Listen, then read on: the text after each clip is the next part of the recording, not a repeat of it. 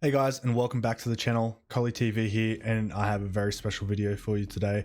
Today's video is going to be a sneak peek look at the closed beta of YGO Omega. If you don't know what this is the simulator to replace them all. I think this is the next big thing in Yu-Gi-Oh! Online, and it's going to sweep everyone up. We're going to be going through its features, what it has to offer, and why you should play it. And if you have any other questions, feel free to ask down below in the comments. Also, come check out my Twitch stream. I will leave a link below. I'm more than happy to go through anything that I talk about today with you guys. Without further ado, let's get into the video. All right, so first things first, we're gonna want to go into the settings because there are some features in this that make it so important. We can bump up resolution, frame cap, and then add the hologram size. So I'm going to be putting holograms on just for this. Full screen, card layout. We have standard. I actually really enjoy the game with the Rush Duel artwork. Surprisingly enjoyable. So anyone that's interested, definitely give that a try. We have social stuff because it is a chat window in here. And then these features here, we're just going to play with after. We have key bindings just for if you want. So I make right click as a no.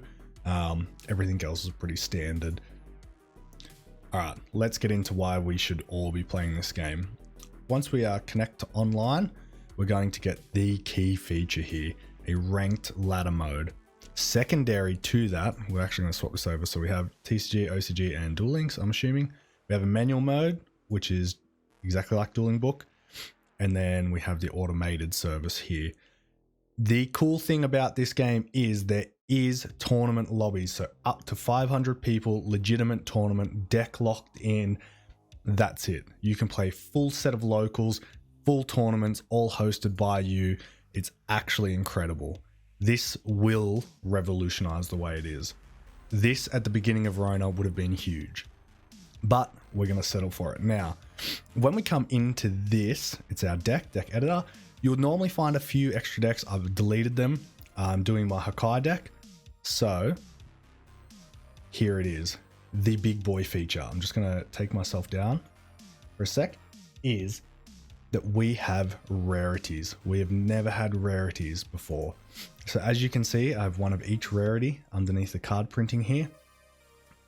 We can apply that to any of the cards. You play to unlock these, which is incredible. So I've got them on a few of my key cards. My prismatic rare here, my gold rare, I think it looks really nice. Ghost rare extravagance, like actually crazy. The detail in this game is incredible.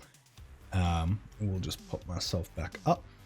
As you can see, we've got the scrolling effect on the card text. So when we want to read what the card does, we can scroll through that, you know, save some time. I just wanted to cheekily show off when we go into the settings and we swap the cards over to Rush Duel and apply. Actually really a big fan of it, especially playing a simulator. It's kind of cool. I kind of like the idea of it, but it's up to you. It's just totally self-preference. And yeah, so the last thing to get into, let's have a look at the gameplay. All right, so we've put in an AI. I don't know what it's going to play. We have our deck selected down the bottom here. We're playing TCG. You can jump in and spectate, but we're just going to start off with the duel. So cheeky paper, oh, gets wrecked. Too bad that Unchained doesn't actually mind going second. So as you can see, they've activated a pot of extravagance. We are going to ash this. So look at the quality. We want to remove the cards. Up in the top left corner here, there's an arrow. We can take it out, but this is phenomenal. The field, it's exactly what the game we've always needed. We can alter it if you like the top-down style a bit more.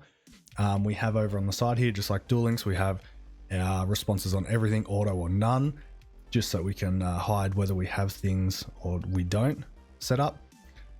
2D for the last camera view, and then we have an over the top. I don't like this because it covers the card. You can hide the card. If you're really confident, you could just play like this. Like if you're playing chilling by yourself, you can just have it. I personally kind of like it offset to the side. We'll start by activating our pot of extravagance, banish 6, We're not going to chain the ash to ourselves and draw 2. Cool. So we'll set, I promise I will eventually set a monster just to show it off. So we have some really cool effects. We are going to use our Aruha to destroy our own back row in order to normal summon him. This will activate our effect, letting us pull from the our deck. We do not want to chain ourselves. So this is cool. Brings the window up, nice and easy display. We can finish if we don't want to look or search. We're going to grab our Unchained Soul of Disaster here, put him on the field in defense mode. So as you can see, the holograms look phenomenal here. We have the prompts from the game to let us know whether we, have any plays. I'm just going to play out the whole turn because it will be easier. Plus I can show off the link summon. So hovering the card. Cool. We will use Sarama's effect to set 1, and then we're going to pop our other card. Yes, we will activate. We will not chain. So this is where you could be using the no function. Bring out the most broken card in the deck. Sorry that this is taking a little bit longer than it should. Yes. So we'll actually just turf. We'll just get rid of the ash just to show it off. Untargeting effect. Pop the back row. Infinite impermanence. Okay, AI. I feel like it could have activated itself at some point. So we've clicked on the special summon. We're actually going to make our blue dog. So there is a little bit of input delay between them, so that could be sped up, but we actually are playing with the animations on, so it could be a bit slower. So that's cool. Does the link, it even leaves little markers to show where the link rating's pointing to, so we know the enemy has one and I have one. We'll set this last card face down, and essentially we could go up again in the links, but we're not going to. So we can go battle phase. We'll attack. And we even got some cheeky animations. That's really cool. And yeah, so that's the general gist of the game. This was just really quick. I'm super excited for this game. I think it's going to do exceptionally well. It is clean. It's so good to look at visually. And I'm really, really looking forward to everything that's coming. If you have any other things that you want to check out on the game, please feel free to comment down below or join me in my Twitch stream where I will be playing this.